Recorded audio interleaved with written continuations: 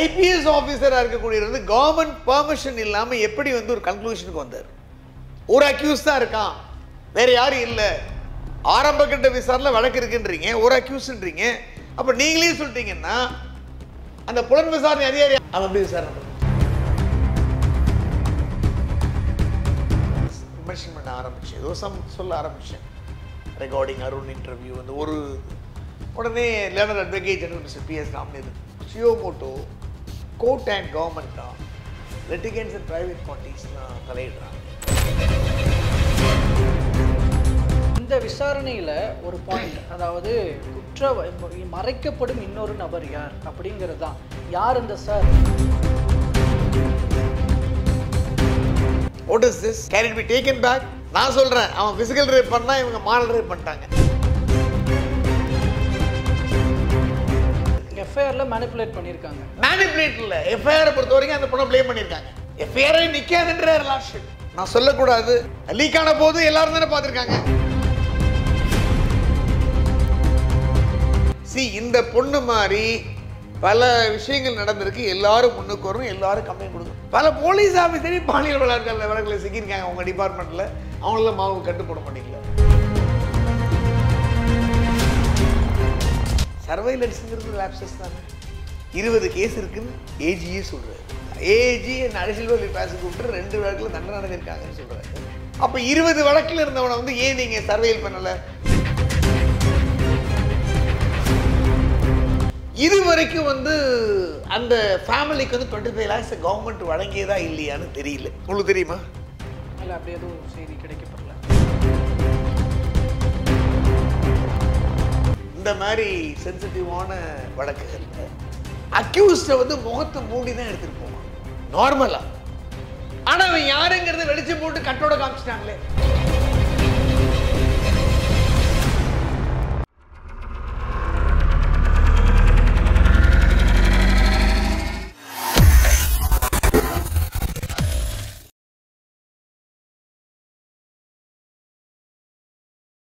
தமிழ் நேயர்கள் அனைவருக்கும் அன்பு வணக்கம். இன்றைய சிறப்பு நேர்காணலில் நம்முடன் இணைந்திருக்கிறார் உச்சநீதிமன்ற மூத்த வழக்கறிஞர் திரு கிருஷ்ணமூர்த்தி அவர்கள். அவரிடம் தற்போது முக்கியமான பேசுபொருளாக இருக்கிற அண்ணா பல்கலைக்கழக மாணவி பாலியல் பலாத்காரம் செய்யப்பட்ட விவகாரம் குறித்தும் அந்த வழக்கினுடைய நகர்வு குறித்தும் பேசலாம். வணக்கம் சார். வணக்கம். வணக்கம் சார். ரொம்பவே ஒரு முக்கியமான ஒரு இடத்துல உட்காந்துருக்கும். ஆக்சுவலி நீங்களும் அண்ணா யூனிவர்சிட்டி அந்த மாணவியினுடைய விவகாரத்தில் one of the petitioner, important பெட்டிஷனரும் கூட. மென்ஷனர். எஸ்.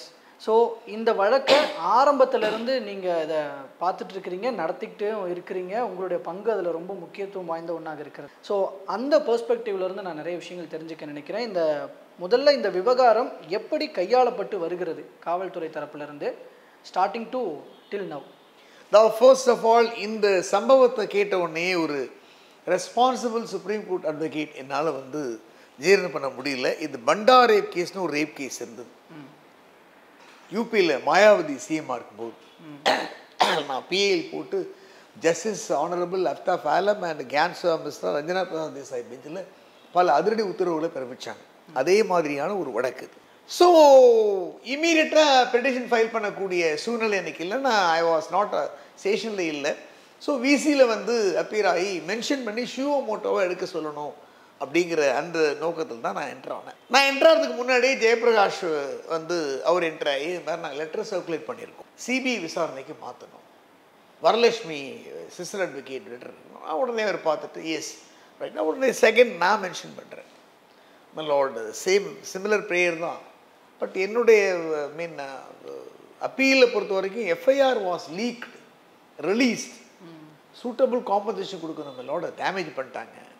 ரைட், ஓகே, இது ஷியோமோட்டோவை நான் எடுத்துடுறேன், ரேஷி நம்பர் பண்ணட்டும், நாங்கள் 215க்கு இந்த வழக்கு எடுத்துக்கிறோம் அப்படின்னு லார்ட்ஷிப்ஸ் வந்து சொன்னாங்க.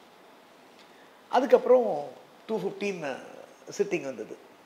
சிட்டிங்கில் வந்து உங்களுக்கு டிவிஷன் பெஞ்ச் ஜட்ஜ்மெண்ட் பிரகாரம் வந்து ஷியோமோட்டோ வழக்கு எடுத்தோம்னா ஆனரபிள் சீஃப் ஜஸ்டிஸ் பர்மிஷன் வேணும், will place the matter. Unfortunately, Chief Justice வந்து Honorable Chief Justice of Madras High Court is not in session அப்படின்னு யோசிச்சுட்டு இருந்தார். அப்போ நான் விமர்சனம் பண்ண ஆரம்பித்தேன், ஏதோ சொல்ல ஆரம்பித்தேன். ரெகார்டிங் அருண் இன்டர்வியூ அந்த ஒரு உடனே learned advocate general mister PS Raman இது ஷியோமோட்டோ கோர்ட் அண்ட் கவர்மெண்ட் தான் லிட்டிகன்ஸ் அண்ட் ப்ரைவேட் பார்ட்டிஸ்லாம் தலையிடுறாங்க அப்படின்னு நோ ஷியோமோட்டோ அப்படின்னாலே with the leave of the court anybody can interfere.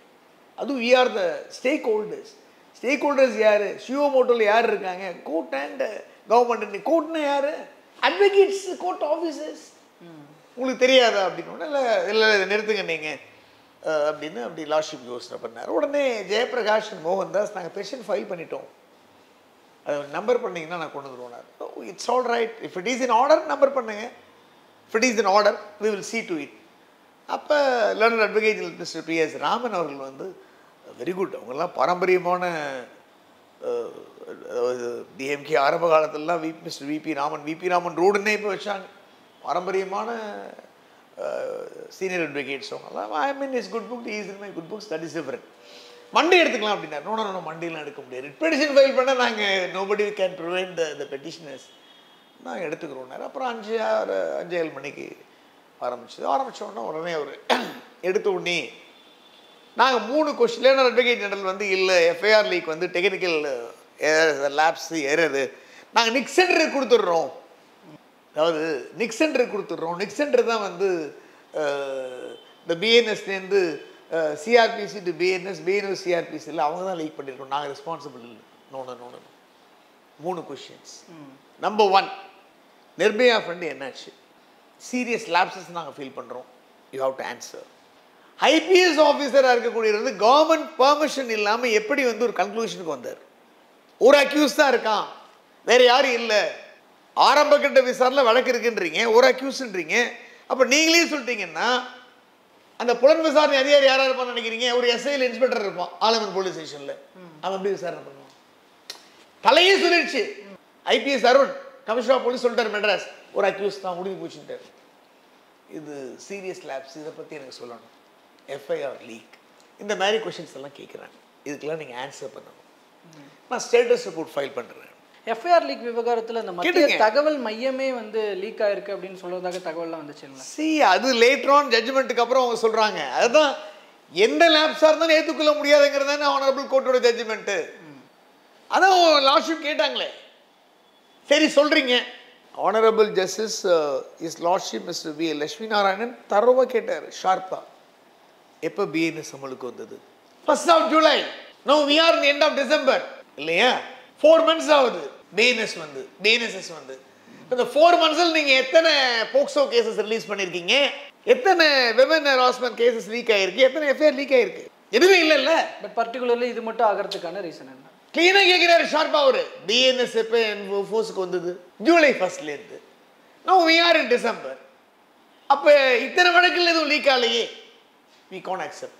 Nick centre சொல்லிட்டு போகிறான், அதை பற்றி நமக்கு என்ன? லீக் ஆனது தான். அப்போ நிக் சென்டர் வந்து 72 அவன் மேலே கேஸ் போட வேண்டியதுதான். அடுத்த நாள் ஹியரிங், சாட்டர்டே சிறப்பு அமர்வு. இந்த எபிசோட் மூலமாக தமிழகத்தில் விமன் சில்ட்ரன் யாராக இருந்தாலும், அப்ரஸ் டிப்ரஸ் யாராக இருந்தாலும் பாதிக்கப்பட்டோர் அக்ரீவ்ட் அப்படின்னா ஹானரபிள் மெட்ராஸ் ஹைகோர்ட் கையை கட்டி கொண்டு சைலன்ஸ் பெட்டாட்டராக வேடிக்கை பார்த்து கொண்டிருக்காது என்பதற்கு பெரிய உதாரணம். பாதிக்கப்பட்டவங்க யாரும் கேஸ் போடல, நல்லா யோசிங்க. அந்த பொண்ணு தர சம்மந்தப்பட்டவங்களோ சொந்தக்காரங்களோ ரிலேஷன்ஸோ யாரும் கேஸ் போடல. பெட்டிஷனர்ஸ் மோகன்தாஸ், வரலட்சுமி, நான் மென்ஷனிங் ஹானரபிள் ஜட்ஜஸ், அதுதான் பிஐஎல், அதான் பொதுநல வழக்கு தன்னிச்சை. அது ஐ மீன் ஹானரபிள் சிஜிஐ வந்து உங்களுக்கு அவுட் ஆஃப் செஷன்னால ஷியோமோட்டோ நம்பராகி கூட அதில் ஆர்டர்ஸ் பாஸ் பண்ண முடியல இல்லையா? அதனால் மெட்ராஸ் ஹைகோர்ட் இந்த வழக்கை சீரியஸாக எடுத்து இந்த மாதிரி சம்பவங்கள், இந்த மாதிரி லாப்சஸஸ், நெக்லிஜென்ட், டெர்லேஷன் ஆஃப் டியூட்டி இனிமேல் நடக்கக்கூடாது. போலீஸுக்கு கவர்மெண்ட்டுக்கும் ஒரு சம்மட்டி அடிக்கணும்.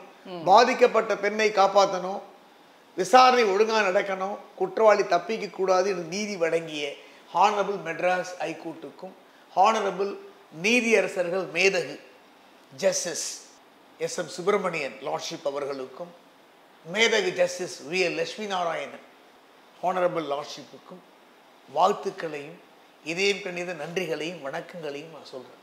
ஏன்னா யார் அவங்க விட்டு போயிருக்கலாம். சிஜிஐ அவுட் ஆஃப் ஸ்டேஷன் சொல்லிட்டாங்கல்ல, we have placed the matter. Vacation court, நல்ல விடுமுறை கால நீதிமன்றம், இப்போ கோர்ட் கிடையாது, அந்த ஒரு நாள் தான் கோர்ட். இதுக்கப்புறம் இன்னைக்கு தான் ஓப்பன் ஆயிருக்கு. விட்டு போயிருக்கலாம் இல்லையா? ஆனால் விடலை. Sensitive issue, serious lapses. Custodian இருக்கக்கூடிய அண்ணா யூனிவர்சிட்டியில் வந்து பகிரங்கமாக ரேப் பண்ணியிருக்கான். விமனுக்கு வந்து பாதுகாப்பு இல்லை, ஹாஸ்டல் ஸ்டூடெண்ட்டுக்கு பாதுகாப்பு இல்லை. இந்த விஷயங்களெல்லாம் அவங்க வந்து எடுத்து தான் ஆனால் மெட்ராஸ் ஹைகோர்ட் வந்து இந்த அதிரடியான உத்தரவு வழங்கி இருக்கிறது. இது ஒரு பெரிய முன்னுதாரணம். அண்டர்ஸ்டாண்ட்? அதுக்கப்புறம் சாட்டர்டே வந்து இந்த வழக்கு மறுபடியும் விசாரணைக்கு எடுத்துக்கொள்ளப்படுகிறது. இந்த விசாரணையில் ஒரு பாயிண்ட், அதாவது மறைக்கப்படும் இன்னொரு நபர் யார் அப்படிங்கிறது தான். யார் இந்த சார் அப்படி செகண்டரி வேற இல்லை. உத்தரவுக்கு அப்புறம் ஒரு ஷார்ப் காம்படிஷன் வந்து ஸோ சாட்டர்டே சிட்டிங் வருது. வேணார் அட்வொகேட் ஜெனரல் வந்து நியாயப்படுத்துறாரு. நாங்கள் ரிலீஸ் பண்ணல, நிக்கில் போச்சு, அது போச்சு, இது போச்சுன்றாரு. அதான் ஜூலைலேயே வந்துருச்சு, இதை நாங்கள் ஏற்றுக்கொள்ள முடியாதுன்றாங்க. Rule 6 all India service rule 968 பிரகாரம் வந்து அது ப்ரொவிசோர் 2 வந்து உங்களுக்கு வந்து வேகாக தான் இருக்குது. கவர்மெண்ட் எக்ஸாம் பண்ணி நீங்கள் மாட்டுக்கு பொசுக்குன்னு போய் சீரியஸான கேஸில் போய் இன்டர்வியூ கொடுத்து கேஸையே காலி பண்ணிடுறீங்க. What is this? Can it be taken back? அவன் நான் சொல்கிறேன், அவன் ஃபிசிக்கல் ரேப் பண்ணால் இவங்க மாரல் ரேப் பண்ணிட்டாங்க. பொண்ணை டேமேஜ் பண்ணிட்டீங்க, பொண்ணு அட்ரஸை கொடுத்தீங்க, ஃபோனை கொடுத்தீங்க, அட்ரஸ் கொடுத்தீங்க. எத்தனை பேர்? லட்சம் பேருக்கு போயிடுச்சு இல்லை? இல்லை 13 பேர் தான் வியூ பண்ணியிருக்காங்க. இது 15 பேருக்கு ஓடிபி வந்துருக்கும்ல. அந்த 15 பேர் யார் லிஸ்ட் எடுங்க. அவன் எத்தனை பேர் சர்க்குலேட் பண்ணால் அவங்க ஆக்ஷன் எடுங்க. இது 72 BNS 73 BNS பிரகாரம் சட்டப்படி தப்பு இல்லையா? அது 2 வருஷம் தானே ஒன்று இல்லை. இதுக்கு எஃப்ஐஆர் போட்டு அரெஸ்ட் பண்ணுங்க அவங்கள. எஃப்ஐஆர் சரி என்னங்க எஃப்ஐஆர்? அதில் கேட்குறாங்க ஹானஸ்ட் என்ன கேட்குறாரு? கோவத்தோடு கேட்குறாரு. Honestly speak, can it be taken back? நீ பண்ண டேமேஜுக்கு முடியாது இல்லை? ரைட். ஒரு கம்ப்ளைண்ட் கொடுக்க போகிறான். அந்த பொண்ணு ட்ராமாவில் இருக்குது. Is it not the bounded duty of the police officer to assist the victim? நீ அசிஸ்ட் பண்ணணும்ல. என்னையா கம்ப்ளைண்ட் இது? Honestly speak, can this FIR stand foot in the trial court? இந்த எஃப்ஐஆர் ட்ரையல் கோர்ட் நிற்குமா? விக்டிம் பிளேமிங் பண்ணியிருக்கீங்க, victim shaming பண்ணியிருக்கீங்க. அவங்க right ஏன் அது? Body autonomy our right, dignity our right, privacy our right. கான்ஸ்டியூஷனில் வந்து விமன் மேன் பிரிக்கலையே. நீ இதை தான் போடணும், இப்படி தான் நடக்கணும், நீ வித்தவுட் ஜட்ஜ்மெண்ட் இவனோட நடக்கக்கூடாது, போகக்கூடாதுன்னு சொல்றது யாருக்கு ரைட்ஸ் இருக்கு? எஃப்ஐஆர்ல மேனிபுலேட் பண்ணியிருக்காங்க. மேனிபுலேட் இல்லை, எஃப்ஐஆரை பொறுத்த வரைக்கும் அந்த பொண்ணை பிளேம் பண்ணியிருக்காங்க. எஃப்ஐஆரை நிற்காதுன்றார் லார்ட்ஷிப். நான் சொல்லக்கூடாது, லீக் ஆன போது எல்லாரும் தானே பார்த்துருக்காங்க. கேட்குறாரு, can this FIR stand foot in the trial court? Matter முடிஞ்சு போச்சு இல்லை? Right. Victim blaming, victim shaming, rule 6 FIR leak. So நாங்கள் வந்து serious lapses, dereliction of duty, negligence எல்லாமே இதில் இருக்குது.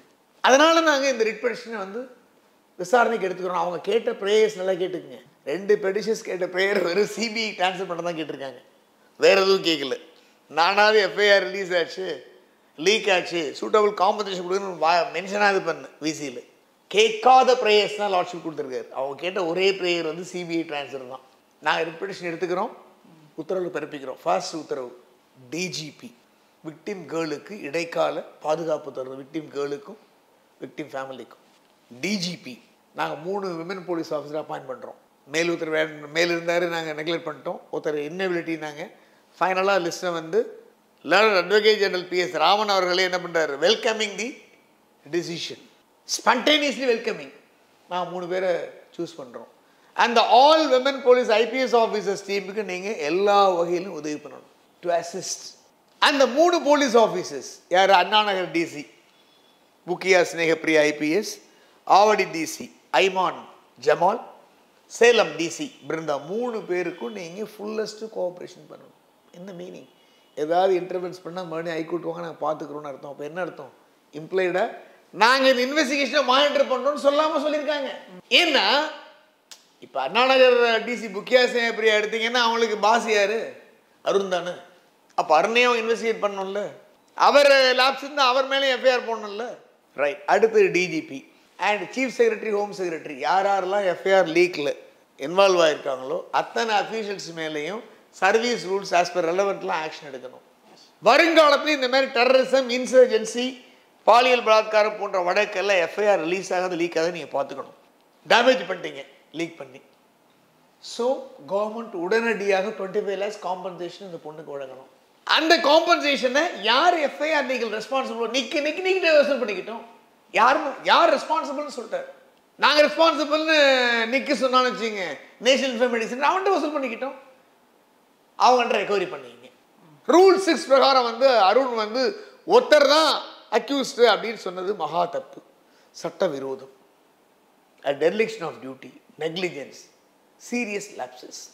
அதனால government has to take a call and examine, அவர் மேலே appropriate relevant lawல ஆக்ஷன் எடுக்கணும். இதுவரையும் ஆக்ஷன் எடுக்கலை.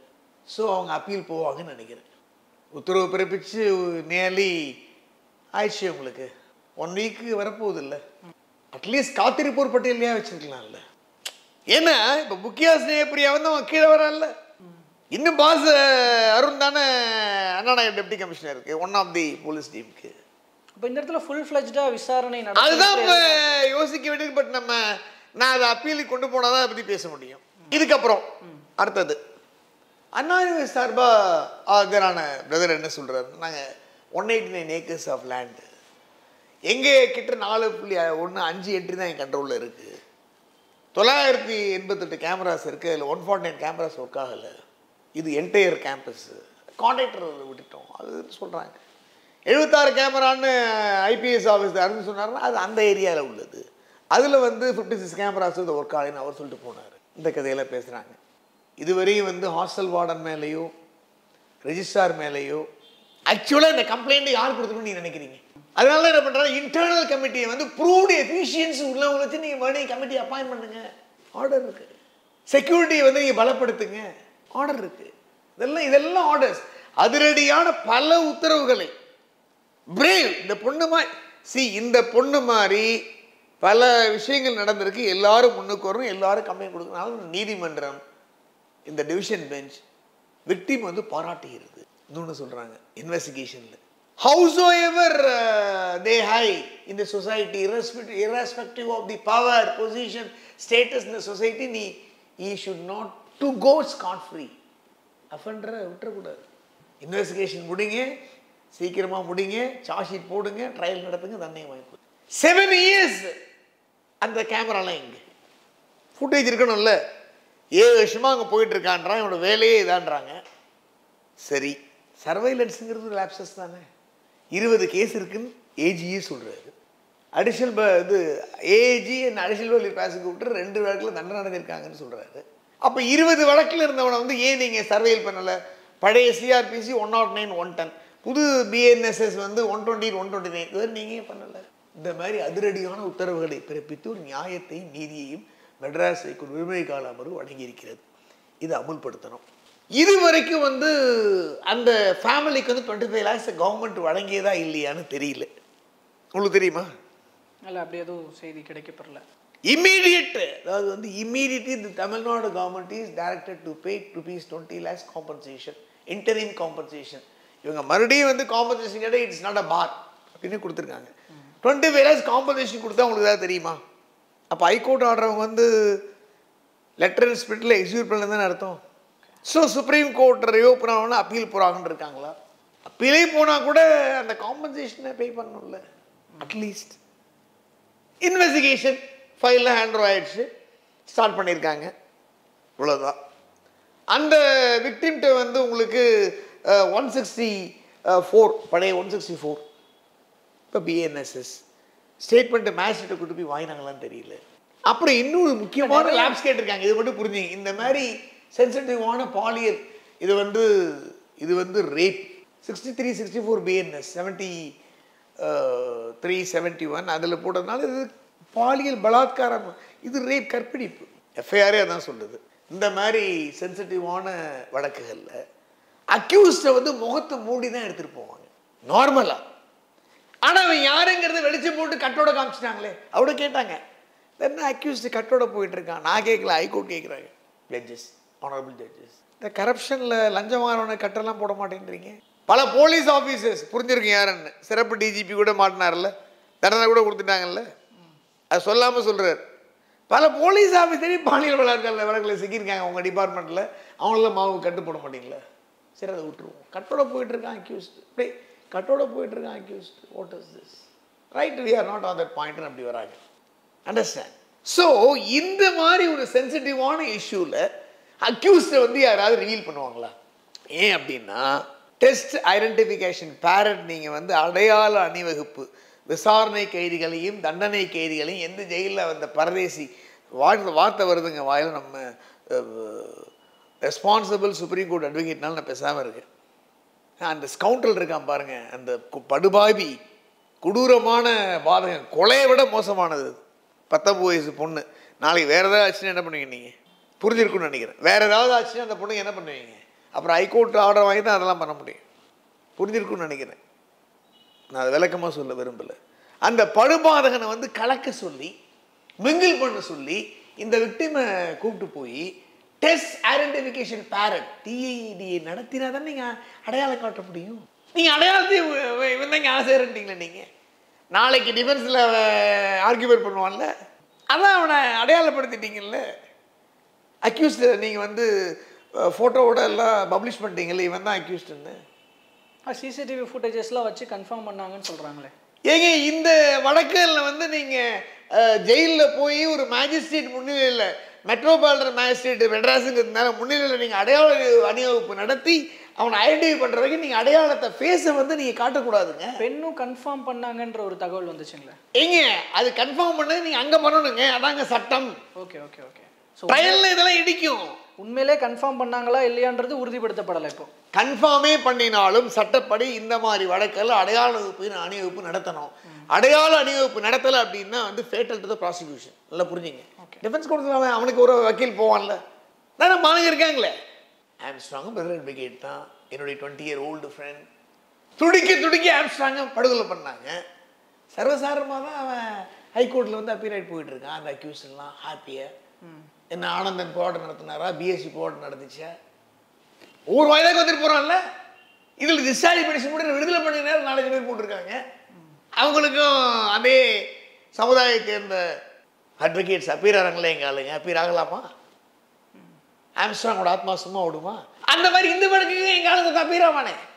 அவனை என்ன பண்ணுவீங்க? உடனே கான்ஸ்டியூஷனல் ரைட்டு பாம்பேலேயே அக்யூஸ்டுக்கு அப்பீர், அந்த கதையெல்லாம் விடுங்க. இதெல்லாம் படுபாதகமான வழக்கு இல்லை.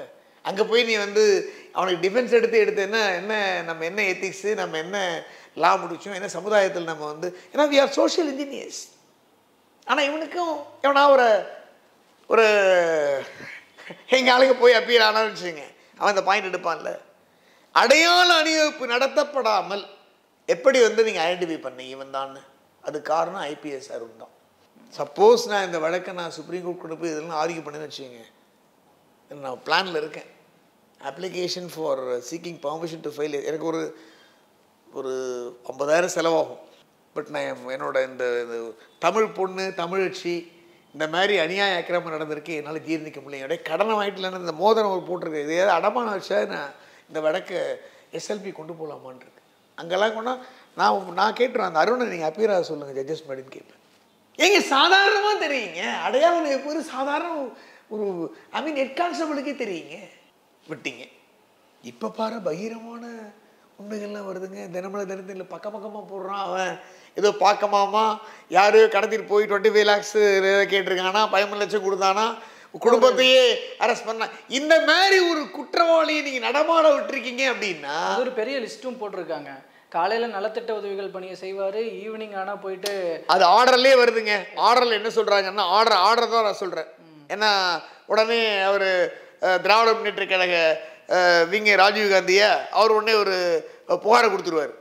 நான் அதெல்லாம் சொல்லிங்க. ஆர்டரில் என்ன சொல்லியிருக்காங்க அப்படின்னா, அதிமுக வழக்கறிஞர் என்று கிளைம்டு அட்வொகேட் வரலட்சுமியுடைய அஃபிடவிட்டில் அவன் ஒரு திமுகவுடைய ஆஃபீஸ் பேரர், திராவிட முன்னேற்ற கழக ஆஃபீஸ் பேரர். அவங்க வந்து சிஎம், டெப்டி சிஎம், அமைச்சரோட ஃபோட்டோஸ் எல்லாம் அவங்க போட்டிருக்காங்க, டைப் செட்லேயே போட்டிருக்காங்க. பட் அதை கன்சிடர் கேளுங்க, அதுதான் நான் சொல்ல வரேன். அப்படி சொல்லும் போது லார்ட்ஷிப் என்ன சொல்கிறாங்கன்னா, அப்படின்னு அவங்க சொல்கிறாங்க, பேராலே வருது அப்படின்னு சொல்கிறாங்க. ஆனால் இன்வெஸ்டிகேஷன் ப்ரிலிமினரி ஸ்டேஜில் இருக்குது. நாங்கள் அதை வந்து அந்த அலிகேஷனை வந்து we are not inclined to consider. இந்த மாதிரி கிரைமில் என்ன சொல்கிற வார்த்தையை பாருங்க, political colour to not matters this nature, this kind of nature of கிரைம்னு ஒரு வரியே வருது ஆர்டரில். political color do not matters in this kind of nature of crime னு ஆர்டர் போட்டிருக்காரு. ஆர்டர்லேயே வருது, அவங்க சொல்கிறாங்க. புரியுறதா? ஸோ அந்த பாயிண்ட்டுக்கு நம்ம போகலை.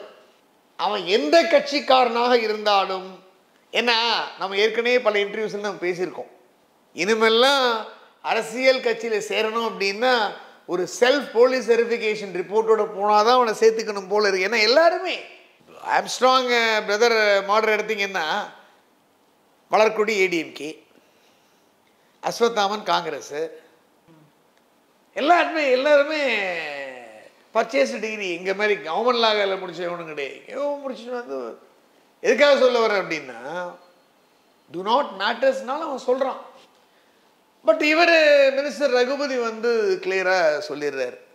அவன் வந்து ஆலந்தூர் பாரதியும் சொல்கிறாரு. அதனால் அவன் வந்து திராவிட முன்னேற்ற கழகத்துலலாம் கட்சிக்காரன் கிடையாது, அவன் அடிப்படை உறுப்பினரும் கிடையாது, எங்களுக்கு அவனுக்கு சம்மந்தம் இல்லைன்னு அவங்க சொல்லிட்டாங்க.